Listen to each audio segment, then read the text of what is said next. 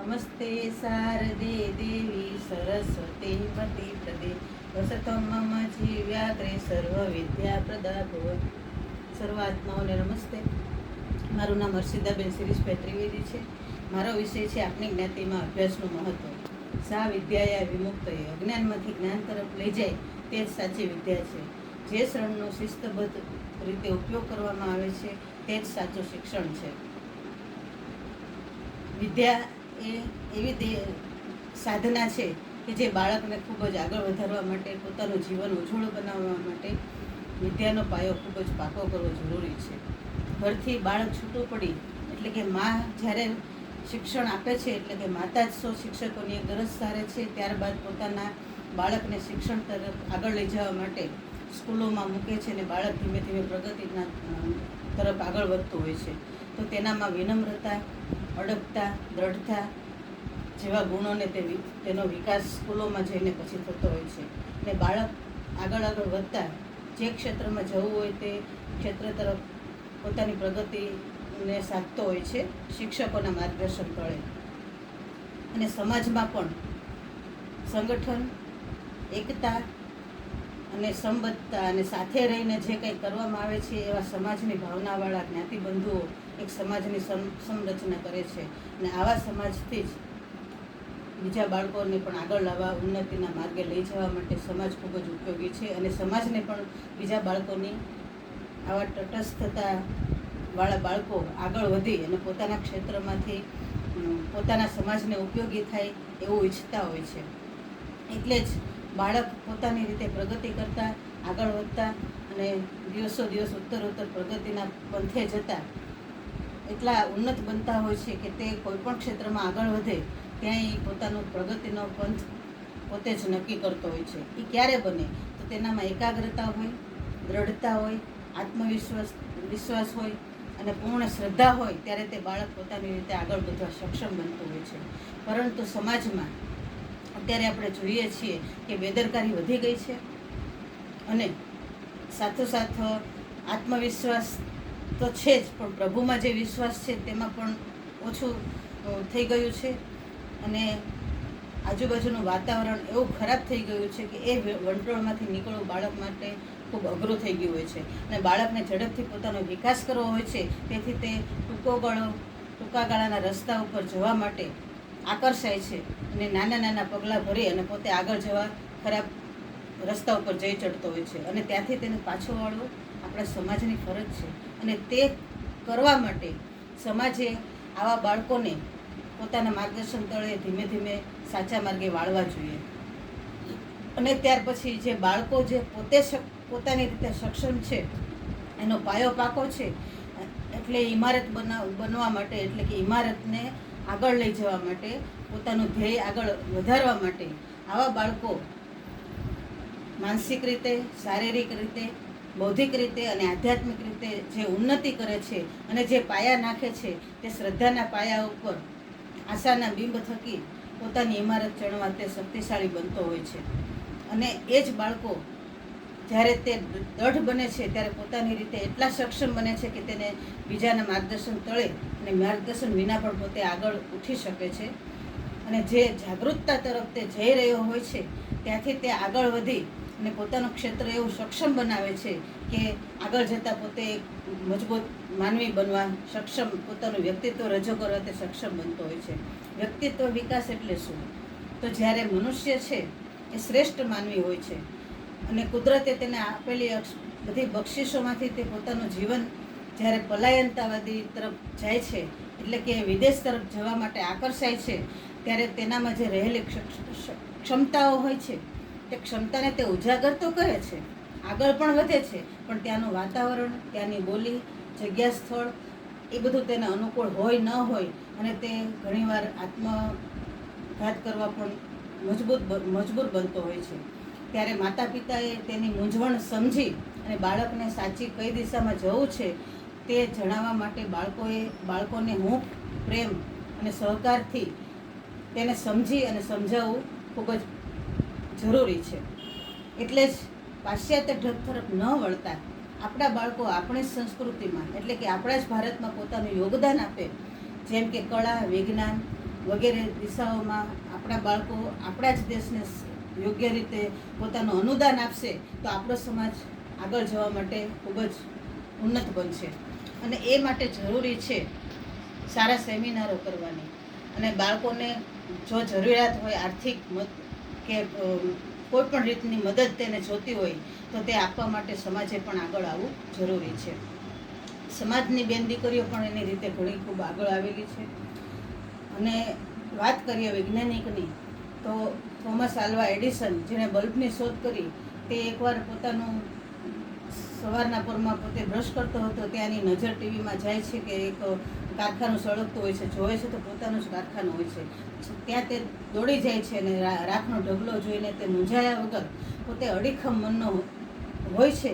એટલે તે તેના કાર્યકર્તાઓને કહે છે કે કાલે આપણે અહીંયા 10 વાગે પાછું મળવાનું છે અને સરસ મજાનું જે હતું તે બધું સાફ સુથરું કરીને ફરીને એને આખું ઊભું કરે છે અને ધીમે ધીમે પ્રગતિ કરી અને દ્રઢતાથી તે પાછું પોતાનું કાર્ય કરે છે અને પ્રયોગમાં તે પોતાની સિદ્ધતા લાવે છે અને તે બલ્બની શોધ કરે છે.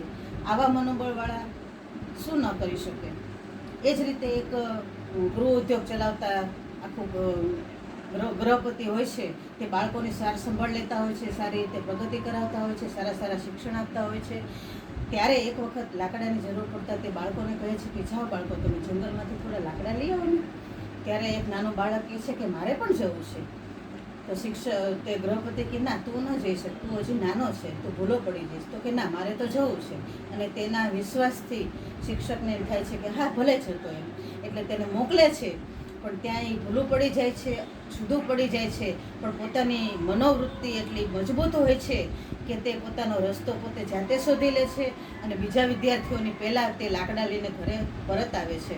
ત્યારે શિક્ષક તેને શાબાશી આપે છે અને કહે છે કે વાહ તે તારી ક્ષમતા બતાવી દીધી. તે કોણ? Napoleon Bonaparte. એવી જ રીતે નારી છે તે પણ આગળ જવા માટે ખૂબ જ પોતાની રીતે સક્ષમ છે. નારી તું નારાયણી જન્મ્યા તેણે કેવા કેવા સંત અને યોગદાન આપનારા વીર પુરુષો. સરદાર વલ્લભભાઈ પટેલ, સ્વામી વિવેકાનંદ, અનેક ઋષિઓ, પ્રહલાદ, ધ્રુવ જેવા જન્મ આપનાર માતા જ છે ને. એ જ રીતે વિજ્ઞાનમાં પણ આગળ પ્રગતિ કરનારા ઘણા લેડીઝ દીકરીઓ હોય છે કે જે પોતાની રીતે આગળ વધેલી હોય છે. અને આપણા ભારતની નારી અત્યારે અમેરિકામાં ડાયરેક્ટર પદે છે, કુમારી આરતી. એવી જ રીતે તિમિર જેલ હતું તે જેલની અંદર વાતાવરણ કિરણ બેદીએ એવું ઊભું કર્યું કે ત્યાં આખું આશ્રમ બની ગયું. એટલે આ પોતાની ક્ષમતા બતાવવા માટે તે ખૂબ જ પોતાનું યોગદાન આપી શકવા માટે બહેનો પણ ખૂબ જ આગળ વધેલી છે.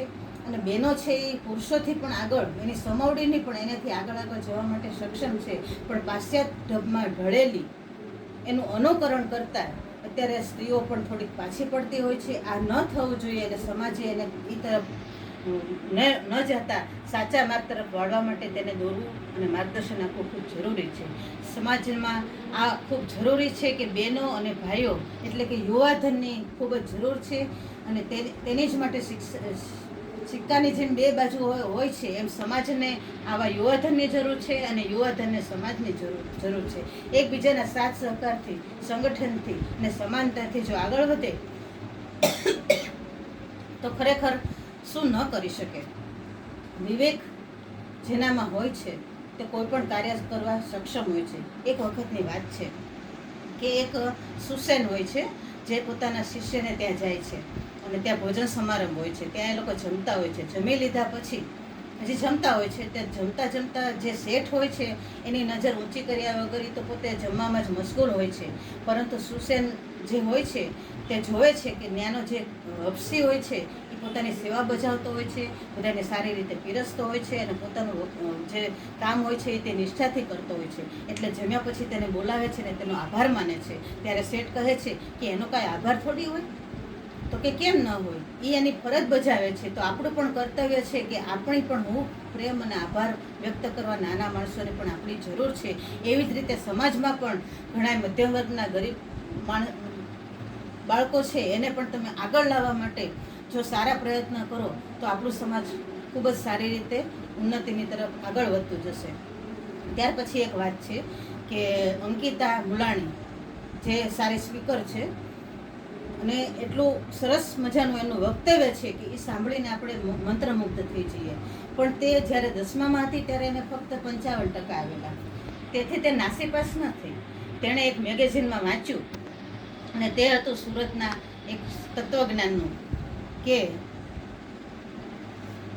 ચાંદ સિતારો કે આગે હमें निकलना है, भले मिले हमें बादल की छाँव या धूप या फिर बिजली, પણ હમે તો રૂકના નહીં હે, હમે આગે બઢના હે, હમે આગે બઢના હે. આવી રીતે પોતાનું માર્ગદર્શન એમાંથી મેળવી અને પછી પોતે ખૂબ જ સારી રીતે મહેનત કરે છે અને એટલી આગળ આવે છે કે જે ડિગ્રી એની એવી ટોપ 10 એની ડિગ્રી પહોંચે છે, ટોપ 10માં એનું નામ હોય છે અને તે પોતે સારા સ્પીકર બની શકે છે. તો આ રીતે કોઈના પણ સાચા જ્ઞાનથી જો આપણું માર્ગદર્શન થાય અને આપણા બાળકો ઉન્નતિના તરફ આગળ વધે તો આપણો સમાજ પણ ધીરે ધીરે ખૂબ જ સારી રીતે ઉપર આવે છે. અને હવે એક ધર્મ તરફ થોડીક વાત કરીશ કે આપણે વિષ્ણુ પુરાણની અંદર સમુદ્ર મંથન છે. સમુદ્ર મંથનની અંદર 14 રત્નો આપને મળ્યા હતા. એમાં પહેલા ને છેલ્લા રત્નની વાત કરીશ તો પહેલું રત્ન છે ઝેર અને છેલ્લું રત્ન છે અમૃત. એટલે જીવન પણ આવું છે કે આપણે ઉન્નતિ તરફ આગળ જવા માંગીએ છીએ પણ ઝેર સમાન મુશ્કેલીઓ પણ આપણને આવતી જ હોય છે. એ મુશ્કેલીઓમાંથી બહાર નીકળવા માટે જો આપણે મક્કમ થઈએ, દ્રઢ થઈએ અને એટલા સક્ષમ બનીએ કે આપણું મનોબળ છે એ એકદમ પાવરફુલ બની જાય અને અંદર સુષુપ્ત શક્તિઓ જે પડેલી છે એને બહાર કાઢવા માટે આ આપણે ખાસ જરૂરી છે કે એ રત્નોમાંથી આપણે કંઈક શીખવા જેવું છે. તો પહેલું રત્ન જે ઝેર હતું એની એક વાત કરીશ કે એક સંત હતા. એ સંતને ખાલી વૈજ્ઞાનિકોએ એટલું જ કીધું કે તમને અમે ઝેર આપીને મારી દેશું. ત્યારે તેણે કીધું કે ન, એવું ન બની શકે, ના, અમે તમને ઝેર આપશું. અને એને ખાલી સાપ જ બતાવ્યો અને સાપને બતાવીને સૂંડલું પાછું બંધ કરી દીધું. પણ તે છતાં જ્યારે એણે જોયું કે એને ફક્ત ગ્લુકોઝનું ઇન્જેક્શન એક આપવામાં આવ્યું હતું, તે છતાં એને એવું લાગ્યું કે મને સાપે ડંસ દીધો છે. અને એનું જે મૃત્યુ થયું ત્યાર પછી એનું જે પરીક્ષણ કરવામાં આવ્યું તો એમાંથી એને ઝેર નીકળ્યું. એટલે આ શું છે, એક માનસિક પરિસ્થિતિ આપણી છે. જ્યારે મીરાને ઝેર આપવામાં આવ્યું હતું છતાં તે અમૃતમાં પરિણમ્યું. શું કામ? કે એણે એવું માન્યું હતું કે હું અમૃત પી રહી છું. એટલે આવી માનસિકતા જ્યારે બાળકોની થાય, વિદ્યાર્થીઓની થાય ત્યારે તે બાળક ખૂબ જ સક્ષમ બનતું હોય છે અને ખૂબ જ આગળ વધતું હોય છે અને એ એવા હદે જઈ શકે છે કે એનું જે યોગદાન છે એ સાચી રીતે આપે છે અને પોતાના 100% એવું યોગદાન આપવું જોઈએ કે પોતાના કુટુંબની અંદર પોતાના બાળકોને પણ સારી રીતે આગળ વધારવા માટે ઘરમાં જે કંકાસ થતા હોય છે તે ન થવા જોઈએ. અને આપણું બાળક છે એ આપણું જોઈને આપણું જ અનુકરણ કરતું હોય છે. આપણે જો મોબાઈલનો ઉપયોગ કરશું તો આપણું બાળક તે કરશે અને આપણે જો તેનો ઉપયોગ ન કરશું અને જે કાંઈ સમય મળે છે બા, દાદા, બેન, ભાઈ અને એનામાંથી આપણા બાળકને જો તે આપવામાં આવશે, તેનો આપણો સમય જે યોગદાન રૂપે બાળકને આપશું, સારા સંસ્કાર આપશું તો એ બાળક ધીમે ધીમે પોતાનું ઘડતર એવું કરશે અને એ વાતાવરણમાંથી ધીમે ધીમે આગળ વધી અને પોતે સક્ષમ બની અને સમાજને પણ સારું ઉપયોગી થઈ શકશે. એટલે આવા જ બાળકોની, આવા જ કુટુંબની અને આવા જ સમાજની તાતી જરૂરિયાતથી આ એક સમન્વય થાય, આપણે કરીએ ત્યારે આપણું જીવન છે એ બીજાને પાયારૂપ બનાવવા માટે, એટલે આપણું જીવન જોઈને બીજા પણ એવું જીવન જીવવા માગે એવું આપણા યુવાધનને જીવન જીવવું જોઈએ. અને આ માટે સારી પ્રેરણાની, સારા સ્પીકરોની, સારા માર્ગદર્શનની અને સારા વિચારોની ખાસ જરૂર છે. એટલે જ નકારાત્મક ભર્યું આ જે સમાજ છે, જીવન છે, એમાંથી હકારાત્મક વિચારો આપણે લઈ અને સકારાત્મક બની આપણું જીવનને ઉજ્જવળ બનાવવું જોઈએ. અને એ ઉજ્જવળતા એવી હોવી જોઈએ કે આપણો પાયો છે એ મજબૂત હશે તો આપણી ઇમારત પણ મજબૂત હશે. અને તેથી જ મારું જે આ માર્ગદર્શન છે એ એવું સરસ બને અને તમને પણ ઉપયોગી થાય અને તમે બીજાને પણ ઉપયોગી થઈ શકો અને તમારા માર્ગદર્શન થળી બીજા પણ ઉન્નતિના માર્ગે આગળ વધે એવી મારી શુભ ઈચ્છા છે, અભ્યર્થના છે. એટલે મારું આ વક્તવ્ય હું અહીંયા પૂર્ણ કરું છું. તમારો સૌનો ખૂબ ખૂબ આભાર મને સાંભળવા બદલ. જય શ્રી